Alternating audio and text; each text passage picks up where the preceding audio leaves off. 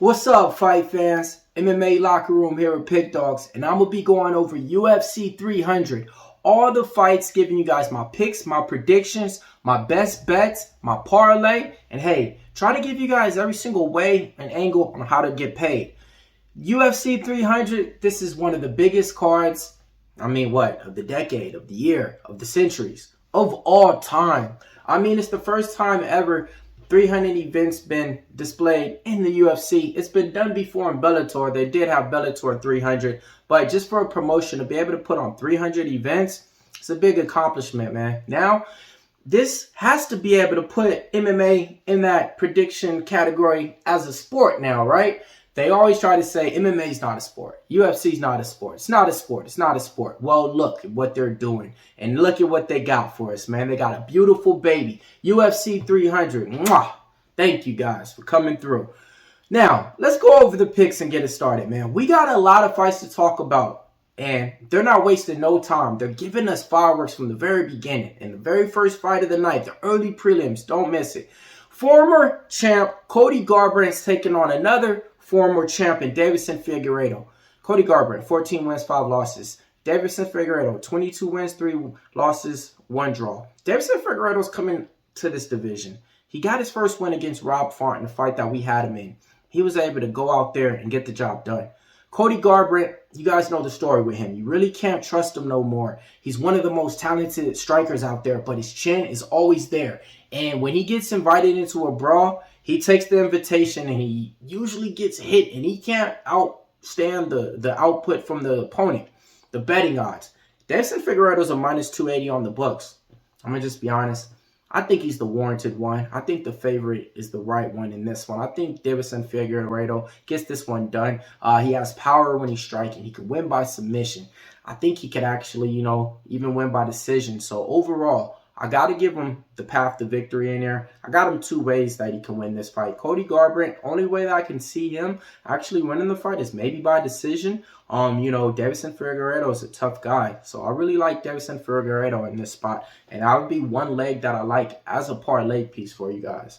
All right, man. Let me know what you guys remember about Cody Garbrandt. Remember him knocking out Dominique Cruz, styling on him and dancing in the middle of the cage? And remember the fight he had with TJ Dillashaw? Man, he was putting on some work there. Next fight, Bobby Green, 31 wins, 15 losses, 1 draw. Taking on Jim Miller, 37 wins, 17 losses. Bobby Green opened up a minus 170 favorite. He's up to like a minus 195. 2 veterans in both of these guys when they come out. Both these guys been fighting for decades. But the guy that's been fighting for literally decades is Jim Miller. He fought on UFC 100, fought on UFC 200. Now he's fighting on UFC 300, okay? And he's an older fighter, but he's getting better. He's going to go out there and spam leg kicks. He's going to come out there with a lot of pressure. Submission specialist, but he slows down as the fight goes. Bobby Green's a guy that goes out there and hits you with a lot of volume. Not that one-punch power that can knock you out or doesn't have that finished ability. He's a guy that's going to kind of go out there, win with his footwork, win with his striking, and not give you angles to be hit and look to counter you. Last fight out against Jaylen Turner, he got dang near murdered, man. The ref didn't stop the fight, and he just took a beating in there. It's crazy just to see that he's back on this card as a quick turnaround, though, after that. And here, I think Bobby Green should be able to get it done. Listening to him in media day, he was saying that he actually wants to be the one to finish Jim Miller, to be the one to put a stamp on it and say, hey, man, this might be his last fight. He feels like he's not getting the promotion that he needs. He feels like everybody's just promoting Jim Miller on here and got his face on the poster. And, he's taking it a little bit away. So that's a mean green Bobby Green that I like in there, man. So, I'll be honest with you guys. I played him earlier on. I did do a 2-leg parlay. I got Bobby Green as 1 leg in there. I'll keep you guys in tune for the next leg that I got in there. It's not the first leg. But, yeah, I do like Bobby Green in here to get it done. I will say this, though. Jim Miller, he's going to be live in that first round, second round. But as the fight goes, he usually slows down. Bobby Green sometimes does give his opponents ways to win. But I think in this one, Bobby Green's going to be able to go out there and get the job done. Probably 3rd round of decision. Next fight on the card. Man, we got Jessica Andrade, 25 wins, 12 losses, taking on Marina Rodriguez, 17-3-2. Jessica Andrade's a minus 130 on here. You guys know the story with her. She's a tank, man.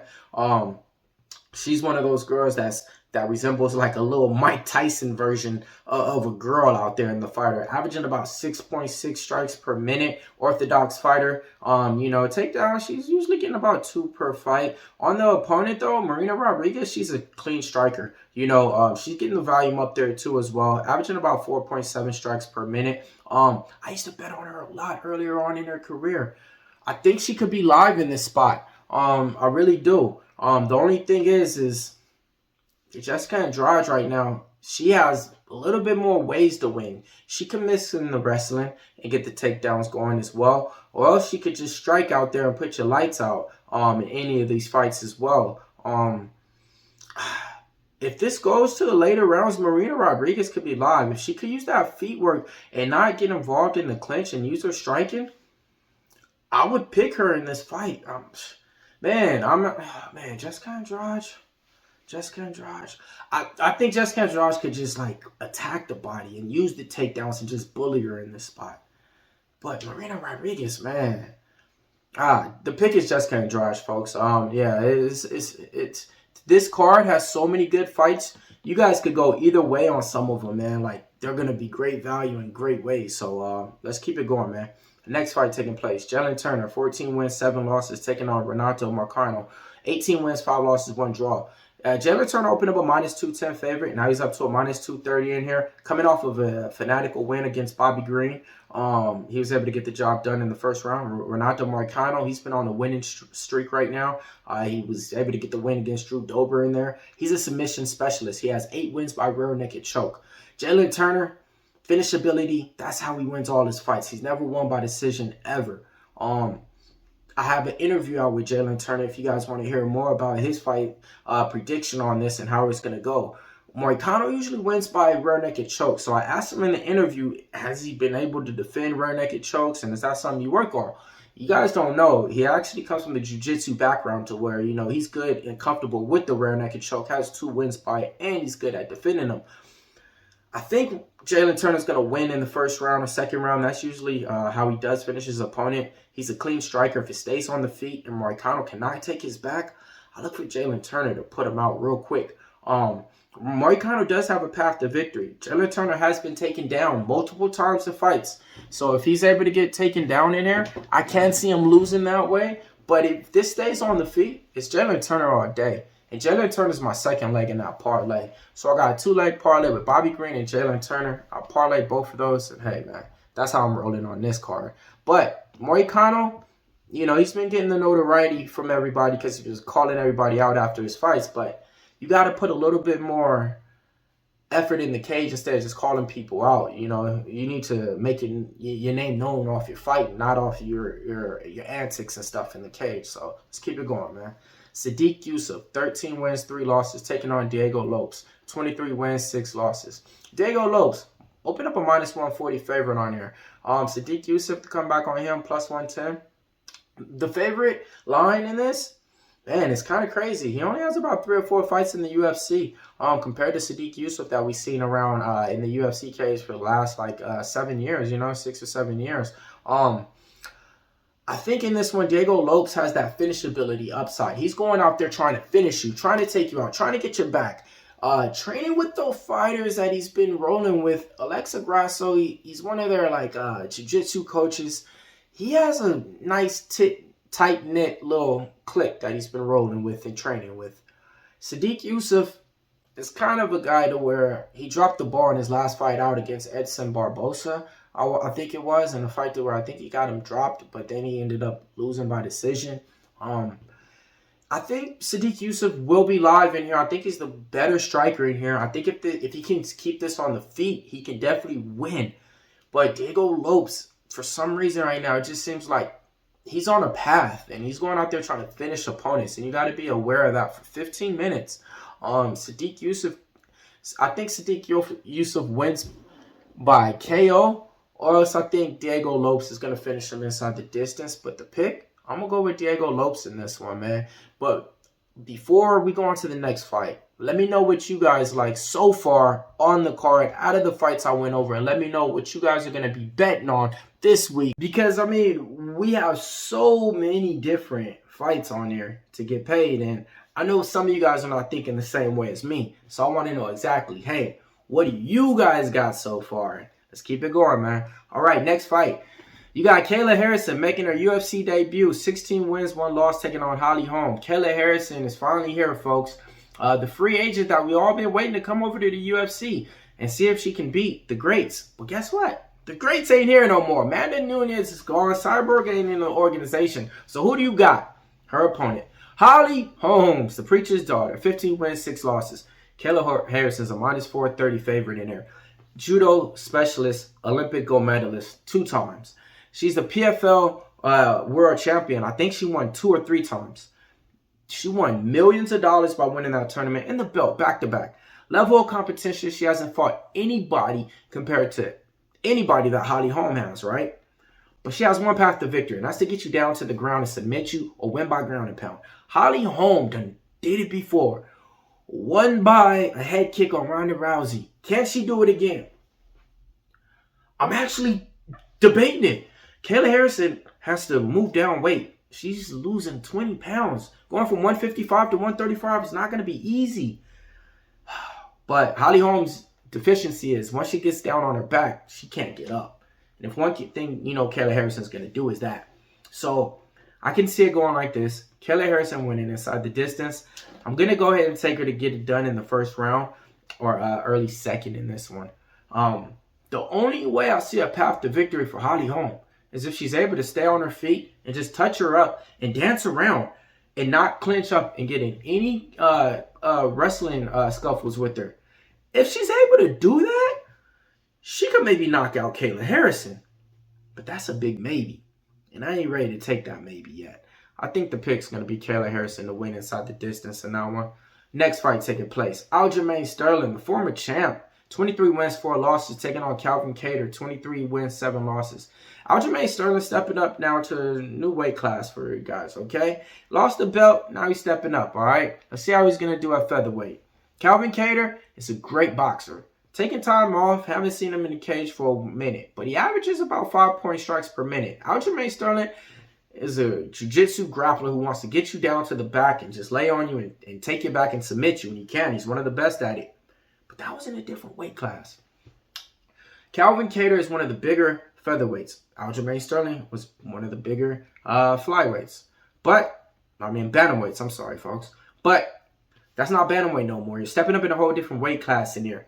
Aljamain Sterling's a -160 favorite. He needs to get these takedowns in order to win the fight. And you need to do damage. But if he gets the takedowns, he's one of the best if you get your back. You're not getting up point blank. He puts you in a nap, sleeping bag.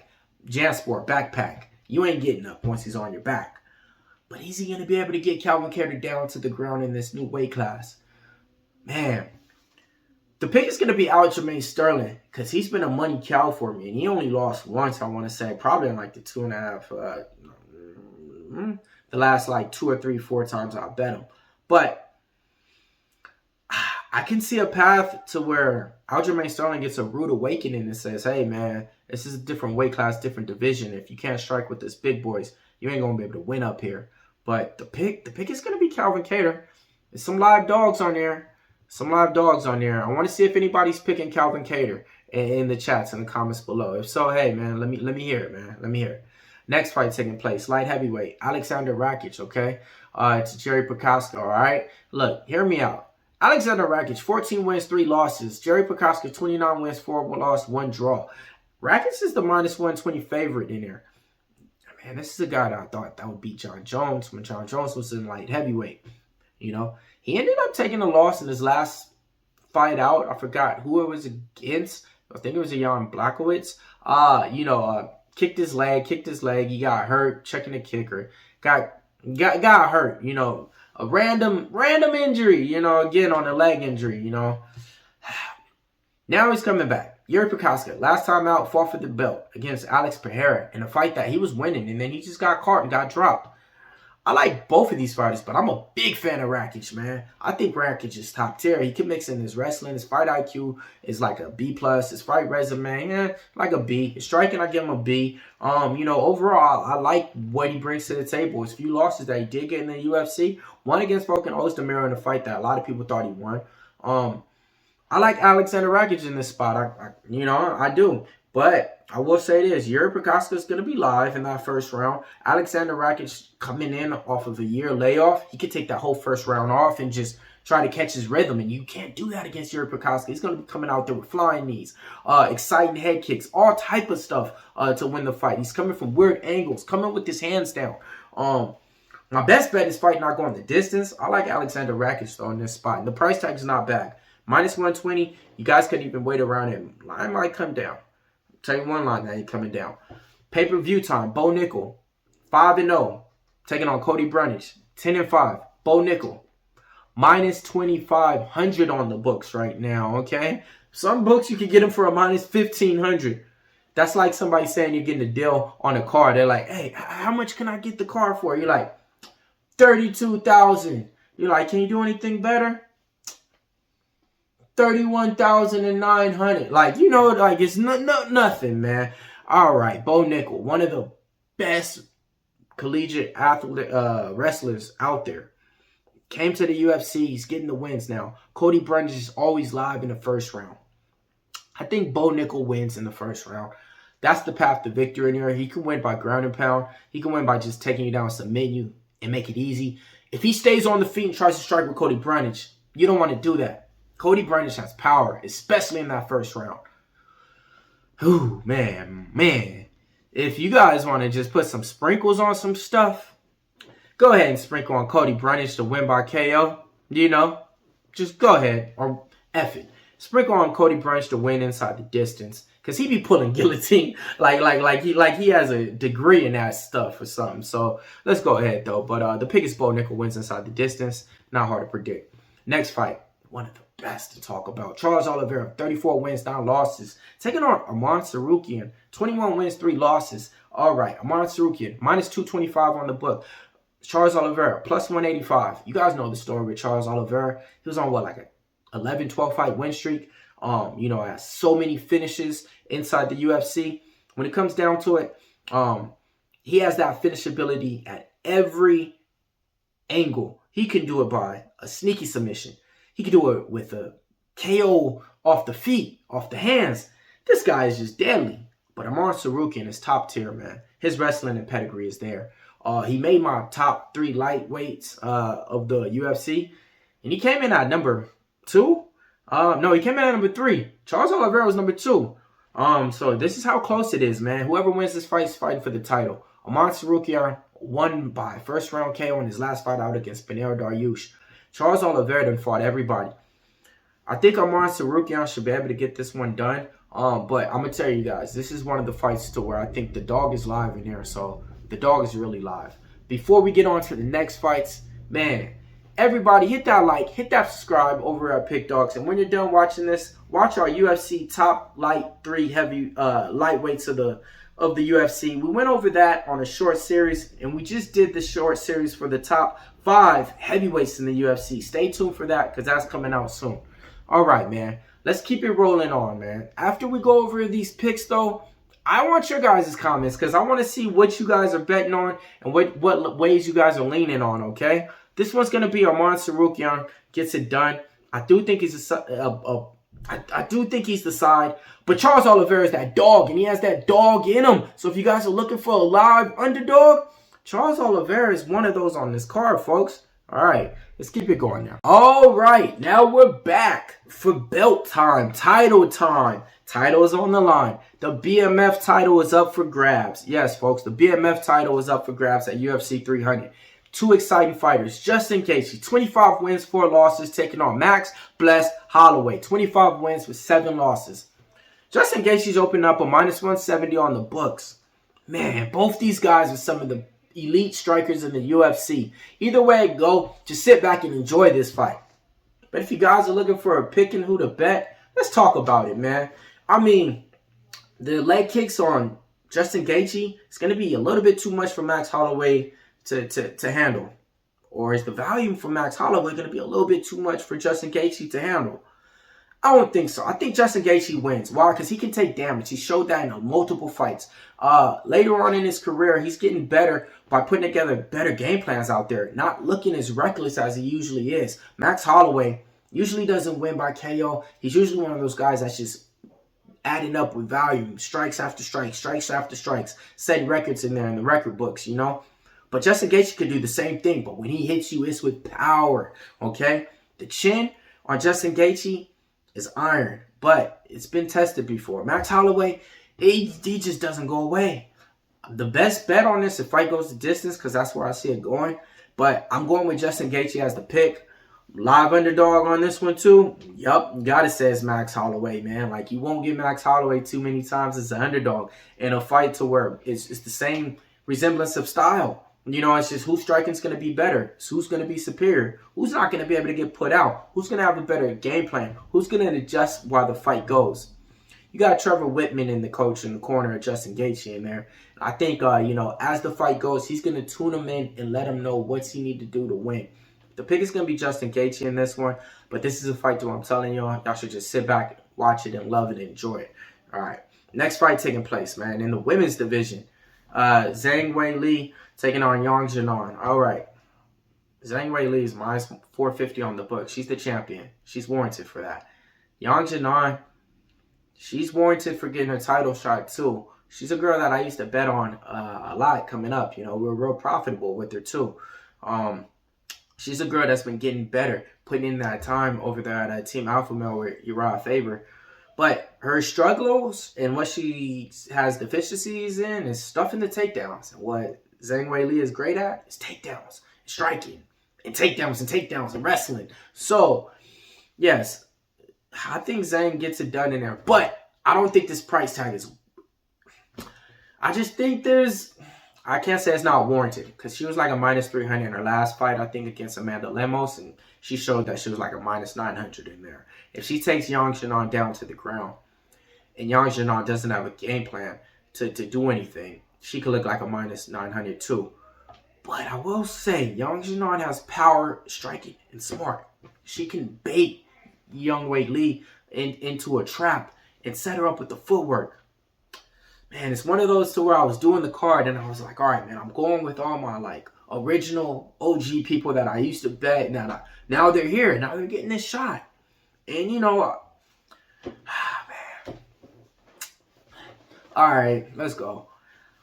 Man, man, it's hurt. I can't even say it. Well, I'll put it like this. I seen Weili lose twice to Thug Rose in fights to where I thought she was going to win, okay? I'm not the best at predicting her fights and betting her, but I bet her a lot. Yang Janan, I bet her a lot too, and I only lost once. The pick is Weili stays champ, but, man, I can make a case for Yang Janan, but I just can't because the takedowns, and Weili is going to go for those takedowns regardless, and if she just gets you down on the ground once, that could be enough. But put some sprinkles, man. Put some sprinkles, okay? That's what I'll say. There is some value on Yang Janan is what I'm saying. There's some value on her, okay? So some of these big underdogs in there are not even big underdogs. But this is one big underdog I think is worth a sprinkle. The Max Holloway fight as an underdog is worth a sprinkle, even though I'm on the other side as the pick. You know, you got to see some of these fights as great value, and they're like 50-50. This is not 50-50. This is not 50-50, though. Just tell you as value part, okay? But I think Zhang Lee gets it done. I'm going to go say third round. She wins. All right, man. Main event time. Everybody, smash that like button out there. Hit that subscribe over here at Pick Dawgz for us right now. Let me know, hey, main event time. Who you guys got? Who you guys rolling with? Let's go ahead and talk about it. Alex Pereira defending his belt. 9-2, taking on Jamahal Hill, 12-1, coming off of Achilles injury, where he had to give up the belt and forfeit it. What was that? Earlier last summer, I think. Alex Pereira is a minus 125 on the books. These guys been lined up, matched up, waiting to fight. Why? Because Jamahal Hill beat Glover Teixeira. Glover Teixeira is Alex Pereira's coach, who he shows him everything in the light heavyweight division. Alex Pereira was a middleweight. Got the belt from Izzy, lost it. Now moved up to light heavyweight, won a fight, got a chance to fight for the interim title, and got it. Well, you know, and now I'm the interim. Now it's the belt. Yeah. Now he's the light heavyweight champ, okay? I think Jamahal Hill is top tier with the striking. His volume is there. His pace is there. His fight IQ is there. I mean, he came from the Dana White Contender Series. He came from nothing, literally. Came from the bottom, now I'm here. That's Jamal Hill, man, and became champion in a division where a lot of people didn't have him penciled in to be one. Man, I think Jamal Hill can get his belt back in there, man. All he has to do is avoid that one little left hook from Alex Pereira, and he could go ahead and get it done, man. I haven't been, too impressed with Alex Pereira at the light heavyweight division compared to being a middleweight. Middleweight, when he's striking people, is power, and he's been knocking them out. But Alex Pereira's first fight against Jan Blachowicz was kind of debatable, and a lot of people thought that he lost, but they gave it to him on the judges' scorecards. Then his fight against Yuri Prochazka was winning. He was winning, and then second round, Yuri Prochazka just got caught. Yeah, I think Jamal Hill gets it done. And new champ. Give him his belt back in there. Like the little plus money price tag in there. Coming off Achilles injury, yes, it does worry me. It does. But when you've been all fighting your whole life, that's all you know how to do. And that's Jamal Hill. So, and people saying certain things about his shape, his form.